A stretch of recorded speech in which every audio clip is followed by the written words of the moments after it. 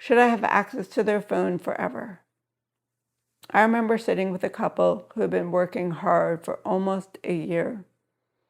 The betrayed wife looked at me and asked, "Jennifer, I still have access to his phone, but I don't know if I should. Part of me feels safer knowing I can look. Another part of me wonders if we'll ever get back to normal."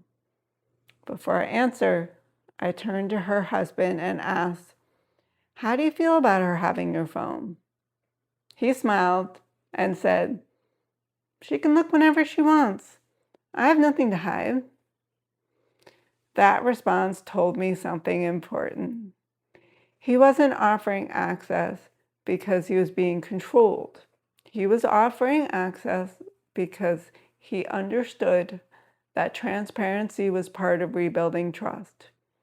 Here's what I tell my couples: a phone has never rebuilt trust.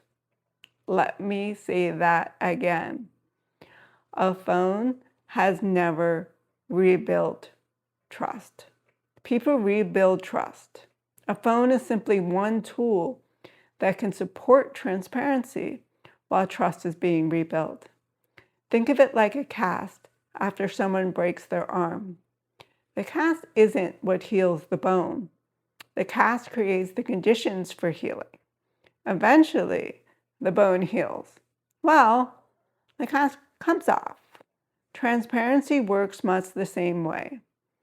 Early in recovery, open phones, shared passwords, and locations sharing can provide reassurance while trust is fragile. But if 5 years later, you're still checking the phone every day because it's the only thing keeping you calm, then trust hasn't really been rebuilt. You're simply becoming dependent on checking. The goal isn't lifelong surveillance.